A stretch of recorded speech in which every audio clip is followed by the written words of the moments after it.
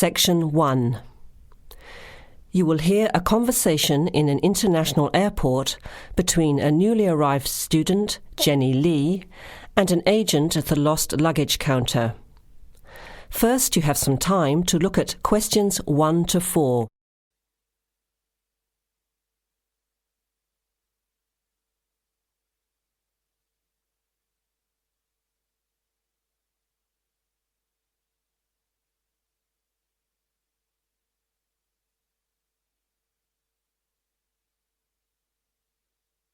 Notice that an example has been done for you.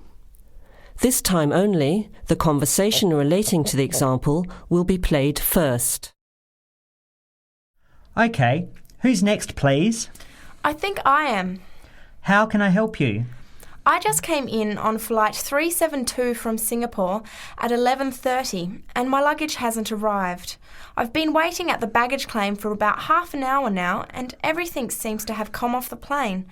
The conveyor belt has stopped and all the passengers have gone. So I came here to find out what has happened to my bag. The time now is 12 o'clock, so letter C has been circled. Now let's begin. Answer the questions as you listen. You will hear the recording once only. Listen carefully to the conversation and answer questions 1 to 4. OK, who's next, please? I think I am. How can I help you? I just came in on flight 372 from Singapore at 11:30 and my luggage hasn't arrived.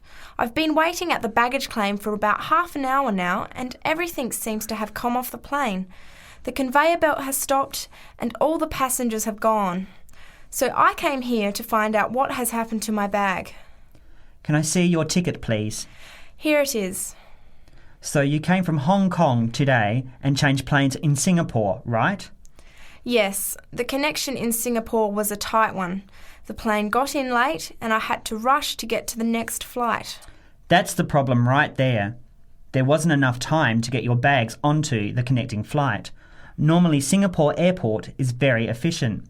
Now, I need you to fill in these forms. Your name? Jenny Lee. Address? I guess you want my address here. I'm staying with relatives. Just a minute, I'll have to look it up. It looks like 583. No, it's 533 East 67th Street in Riverside. Do you have the phone number there? Yes, I do.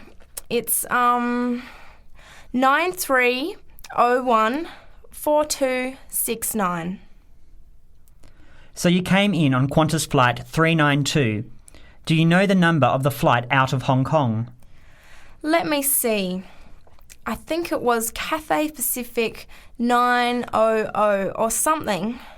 Oh yes, it says here, CX912. Before you hear the rest of the conversation, you have some time to look at questions 5 to 10.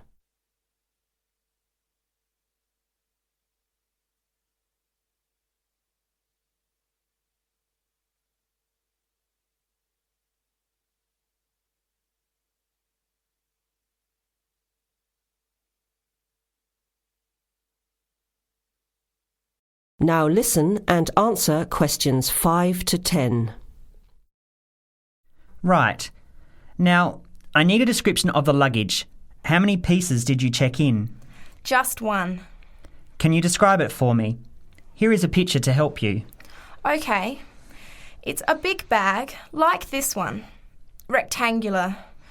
Not hard shell, but soft covered, and it has a zipper around the front. Is it black? No, sort of a grey colour. Any identification? Just a tag with my name on it. Any other features? Well, it has wheels and a retractable handle on the end, so you can pull it, as well as the handle in the middle. OK, that's fine. Now, if your bag missed the connection, I'm sure it'll be put on the next flight. I'll email Singapore as soon as I finish here. The next flight comes in at 17:50. That's 10 to 6 this evening. You can pick it up then. 10 to 6? That's too long to wait. Can I get my uncle to pick up the bag on his way home from work? Sorry, you have to be here yourself to clear customs. Of course, I almost forgot. Will the bag come here, to this desk? Yes. You pick it up here, then take it over to the customs area. By the way, don't forget to bring your passport.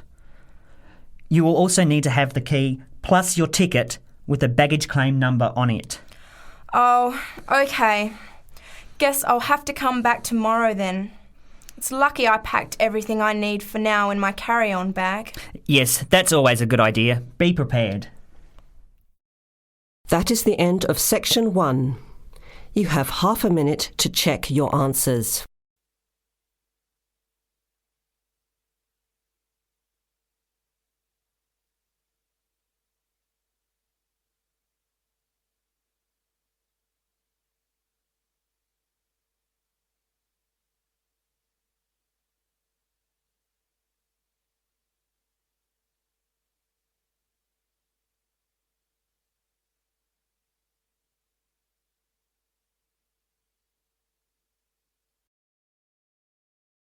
Now turn to Section 2.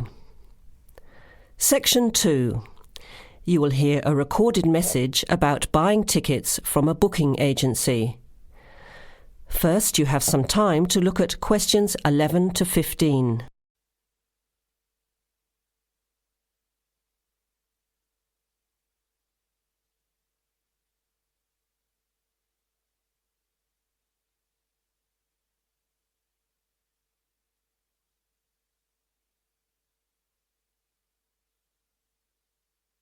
Thank you for calling ATS Advanced Ticketing System, the call system for all your entertainment needs. Our automated telephone service is designed to answer your questions quickly and easily. The ATS office in the Regency Theatre is open Monday to Thursdays from 10 a.m. till 5 p.m. and on Friday and Saturday till 8 p.m. For online bookings and detailed program listings, check our website at www.atstix.com. That's spelled ATSTIX.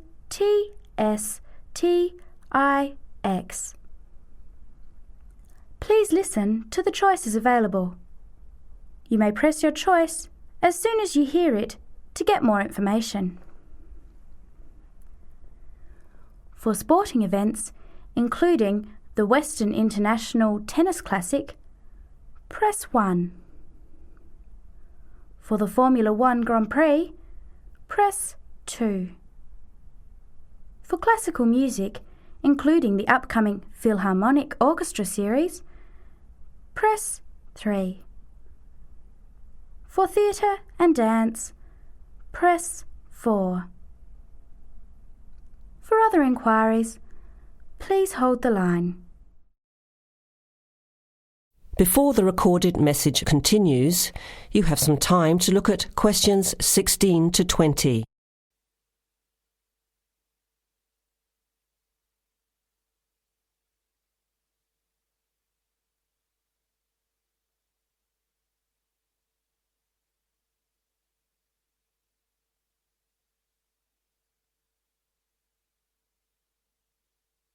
Now, as the message continues, answer questions 16 to 20.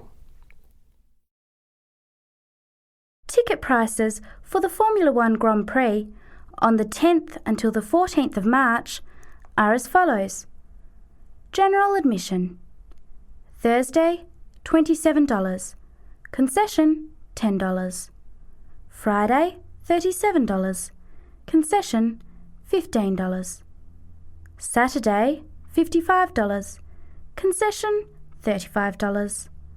Sunday, $70. Concession, $65. Concession rates apply to children under 14 and to students, seniors and pensioners on presentation of a valid card. Grandstand seating. 4-day tickets covering the 6 main grandstands cost $299. However, pit straight tickets are $350, and seats at the chicane cost $450 each. Children under 3 are admitted free to the general admissions area, and children under 14 are eligible for concession prices. Gates open at 8 a.m. Thursday and Friday, and 7:30 Saturday and Sunday. Events begin at 9 o'clock. Alcohol, ice boxes, cans, bottles and animals are not allowed on site. There are no refunds or exchanges. On each ticket, a $2.50 booking fee applies. To make a booking, you must have a valid credit card. To listen again, press 1. To make a booking or to talk to a ticket agent, press 2. Your call is in our queue. You can expect to wait about 3 minutes. That is the end of section 2. You have half a minute to check your answers.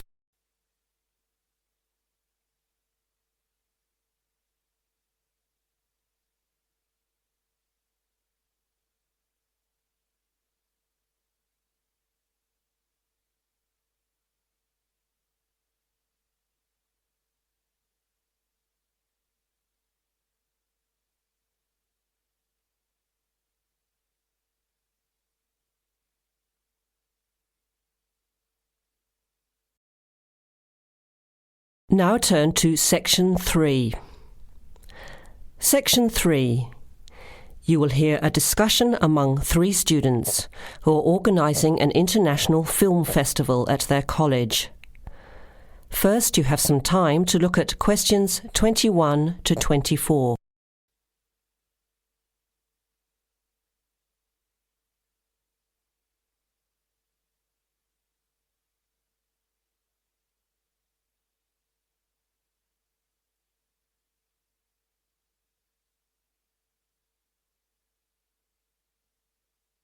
Now listen carefully to the first part of the discussion and answer questions 21 to 24. Thanks for coming to this meeting on such short notice, Anna and Veronica. It looks like we have just become the organising committee for this year's International Film Festival. We've all just met, so perhaps we should start by an introduction with a bit of background from each of us. Okay, I'm Anna. I finished 3 years of a languages degree in Sweden, where I come from. This year I decided to study overseas to get to know a different part of the world. I'm also a big fan of European cinema, especially French and Italian. Those are the languages I majored in, along with English. To me, film is a great way to learn about the rest of the world. I was in the film club at my university, so when I saw the notice asking for volunteers, I thought it would be a good way to meet people and get involved in something I really enjoy. Thanks, Anna. My name is Veronica and I come from Italy. I'm doing graduate studies in English literature. I went to some of the films in the festival last year and enjoyed them. I especially liked the video interviews. That was when I decided to get involved. I used to do film reviews for our student newspaper back home. Hi, I'm Chris from Scotland and I'm in 4th year journalism. Cinema is my hobby. Last year I joined the organising committee just like you have now, and somehow this year I've ended up in charge. I'm actually able to use my coordinating work on the festival towards a credit for one of my courses. I have to write up a report on the festival with recommendations, so that's an extra motivation for me. So I hope this is going to be a good experience for us all. Okay, where would you like to start? How about a general overview of the festival? I don't really know much about it. Well, the film festival was started by International Student Society 5 years ago and has grown every year. It is held over 4 nights during study break, Wednesday to Saturday. Normally we show 3 films a night.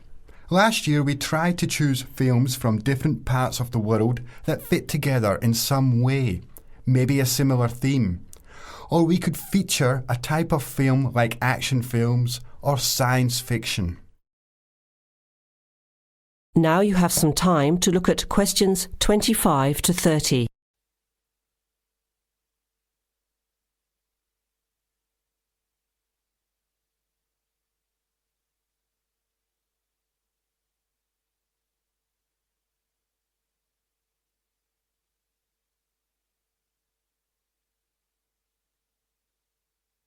Now listen to the rest of the discussion and answer questions 25 to 30. Who picks the films? It's up to us on the committee to decide. You mean we get to pick all the films ourselves? What a hard decision. There are so many to choose from. Well, that's the fun part. We have this catalogue of independent distributors. The films are listed by language and have a short summary. We just have to go through it to find a good combination of films that will attract an audience. Veronica mentioned something about interviews. How does that fit in? We set up cameras in the foyer of the theatre and did live interviews before, during intermission and after the screening. Anyone from the audience could come up and talk about the film. The Broadcasting and Journalism School set it up and ran the interviews. They were shown on big screens around the lobby and in the theatre. It went over really well. We had a long lineup of students waiting to be interviewed on TV. Everybody wanted their minute of fame. Great idea. Yeah, it worked really well. We should certainly do something similar again. Maybe even develop the idea further, like a website with audience reviews and discussion, so we can get as much participation and involvement as possible. Hey, that's a good idea. Can I ask a question? None of the films are in English, right? Are they dubbed or subtitled?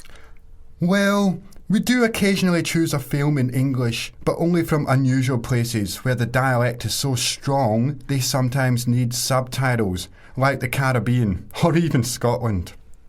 The majority of films in the festival are foreign language, dubbed in English. We've learned from experience that students don't like reading subtitles. Maybe they read too much already. Whatever the reason, the subtitled films get smaller audiences, so we avoid them as much as possible. So how large an audience can we expect, and how much does it cost to get in? It costs $5 per film or a $20 pass for the whole event. All 12 films for the real movie fan. We would have broken even last year, except for a bad storm on the Friday night. We almost had to cancel the whole thing. But overall, we had a good turnout, more than 2,000 people in 4 days. Oh, that's what I was wondering about, the financial part. Where does the funding come from? What kind of budget do we have? The festival is subsidised by the Student Council. We generate money through advertising and through admission charges. We'll go over the budget in details a little later, but we've got lots of work to do in the meantime. I guess we have to start pretty soon. Well, I think by the 1st of March at the latest. We need to select all the films. Then we have to find some advertisers to sponsor the event. That shouldn't be too hard. We'll just start with last year's list. Our deadline for that should be the middle of March. By the end of March, we need to design the programme. Then we can get posters made up and distributed in April. Like you said, we need some clever promotion, something to generate interest and get people talking. We have 4 months to get ready. It should be enough time. OK, where do we start? Let's start by talking about films, since that is the best part, and see what we come up with. What was the best film you saw last year? That is the end of section 3. You now have half a minute to check your answers.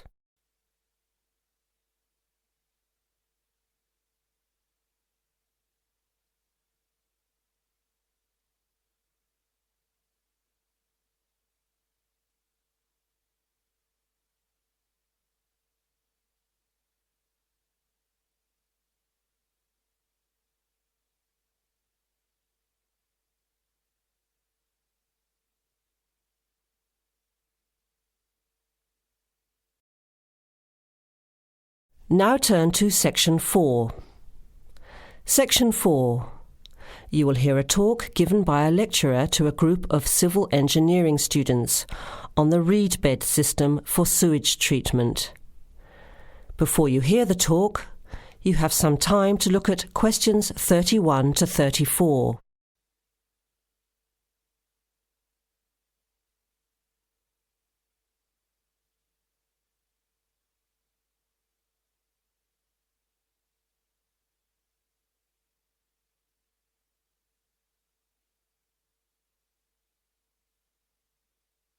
Now listen carefully to the first part of the talk and answer questions 31 to 34. Thank you for inviting me to speak to you today about what is now called the reed bed sewage treatment system. This system uses naturally occurring reeds to treat domestic and industrial waste. It's an environmentally friendly alternative to normal systems. You all know what reeds are like, don't you? Those tall plants with hollow stems that grow in wet places, like marshes, for example. Here's how the system works. First of all, an artificial marsh is created. To do this, holes are dug about 1 metre deep and usually rectangular in shape. They are then lined with clay or plastic, and the liner is covered with gravel. After that, a system of tubing is laid, with holes in it, and more gravel is added to cover that. Finally, reeds are planted in the bed. The sewage is brought to settling tanks. From there, it is distributed to the roots of the reeds through the tubing. Note that the waste material enters the beds underground and remains underground. The reeds conduct oxygen very efficiently through their stems to the roots system. Here, bacteria work to reduce the waste material to basic elements.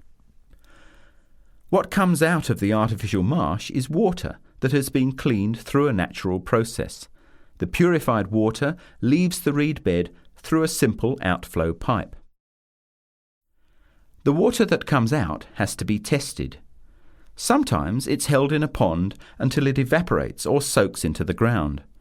Sometimes, after testing, the water is discharged directly into streams and rivers. Before the talk continues, with questions from the students, you have some time to look at questions 35 to 40.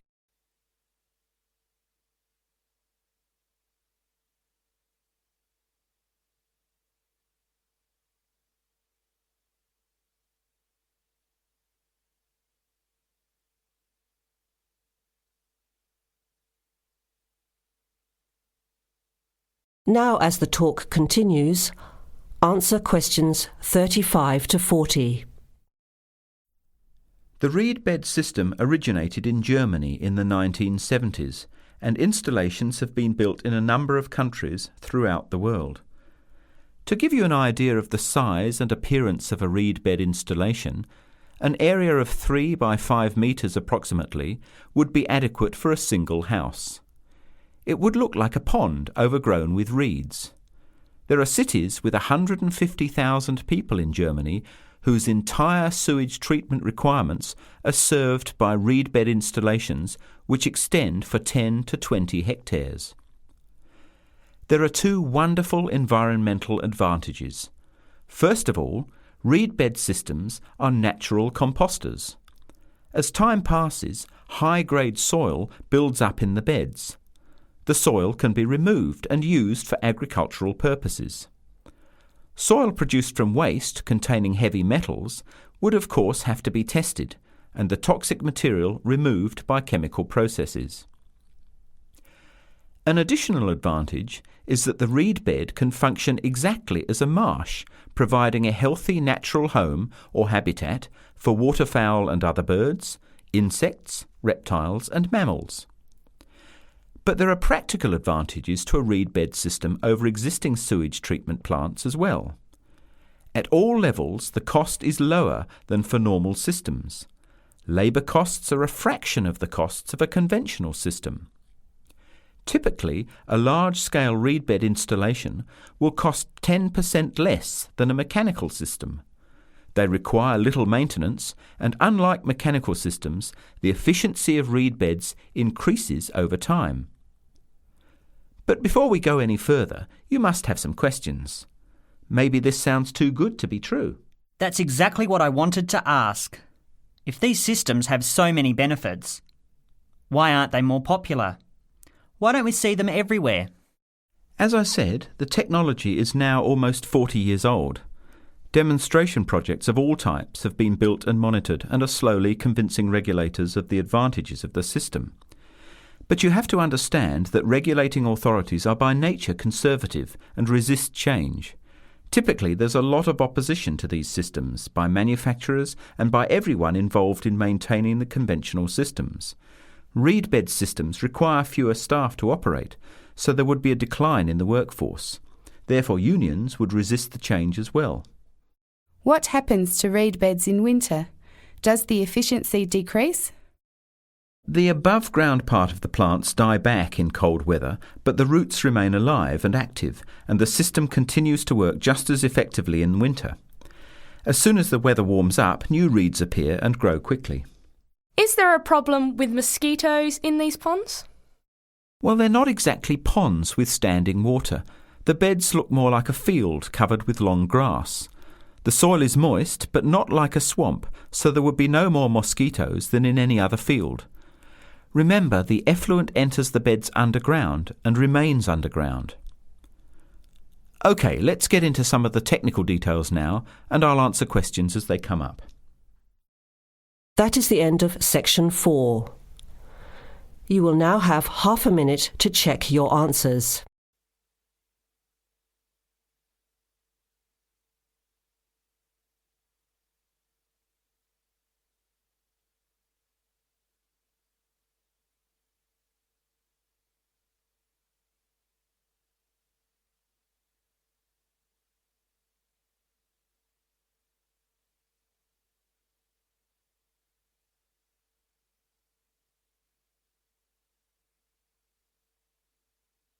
That is the end of the test. Now check your score, but don't forget to review the section in the book on how to improve your vocabulary and listening skills.